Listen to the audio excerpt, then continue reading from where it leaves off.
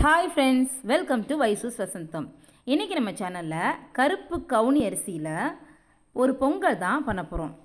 இந்த அரிசி பார்க்குறதுக்கு இந்த மாதிரி ஒரு அடர்ந்த சிவப்பு கருப்பு நிறத்தில் தான் இருக்கும். நாம் இதை சமையலுக்கு பயன்படுத்துறதுக்கு முன்னாடி நாள் நைட்டே இதை ஊற வச்சாதான் மறுநாள் இதை நம்ம பயன்படுத்துறதுக்கு கொஞ்சம் ஈஸியாக இருக்கும். ஒரு நைட்டு ஃபுல்லாக ஊறினதுக்கப்புறமா அந்த ஊற வச்ச தண்ணியோடு தான் நம்ம இதை வேக வச்சு இந்த பொங்கலை நம்ம ரெடி பண்ண போகிறோம். ஒரு கிளாஸ் அரிசி எடுத்து அது ஊற வச்சு தண்ணியோடு சேர்த்து ஒரு கிளாஸ் அரிசிக்கு 4-4.5 கிளாஸ் வரைக்கும் கூட நம்ம தண்ணி ஊற்றலாம். அதை மாதிரி ஊற்றி ஒரு 6-7 விசில் வர்ற வரைக்கும் இதை நல்லா வேக வச்சுட்டு அதுக்கப்புறம் கூட நம்ம மசிக்க வேண்டியது இருக்கும். இப்போ பாருங்கள், ஓரளவுக்கு வெந்திருக்குது. ஆனால் அதுக்கப்புறம் நான் நல்லா மசிச்சு விட்ருக்கேன். அப்போ தான் நம்ம இந்த பொங்கல் செய்ய முடியும்.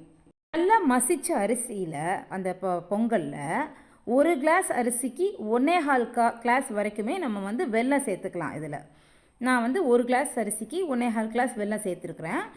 சேர்த்து அதில் ஒரு துளி ஏலக்காய் தூள் போட்டிருக்கிறேன். அதுக்கப்புறம் நெய்யில் வறுத்த தேங்காய் பூ போட்டு நெய்யில் வறுத்த முந்திரி பருப்பு போட்டு இறக்கிட்டோம்னா இந்த பொங்கல் ரெடி. செட்டிநாடு பகுதியில் நடக்கக்கூடிய சீமந்த நிகழ்ச்சியில் 5 வகை சாதம்னு வைக்கிறாங்க இல்லையா, அதில் இந்த கருப்பு கவுனி அரிசி கட்டாயமாக இருக்கும். கருவில் இருக்கும் குழந்தை ஆரோக்கியமாக பிறப்பதற்கும் தாய்க்கும் குழந்தைக்கும் தேவையான அனைத்து சத்துகளுமே இந்த கவுனி அரிசியில் இருக்குது அப்படிங்கிறத அறிஞ்சு இருக்கிறனால தான் இதை சீமந்தத்தில் ஒரு சாதமாக பயன்படுத்திக்கிட்டு வராங்க. இனி நம் ஆரோக்கியம் தேடி அடுப்பங்கரை மட்டுமே செல்வோம். இந்த வீடியோ பிடிச்சிருந்துச்சுன்னா லைக் பண்ணி, கமெண்ட் பண்ணி, ஷேர் பண்ணுங்கள், சப்ஸ்கிரைப் பண்ணி சப்போர்ட் பண்ணுங்கள். தேங்க்யூ ஃபார் வாட்சிங்.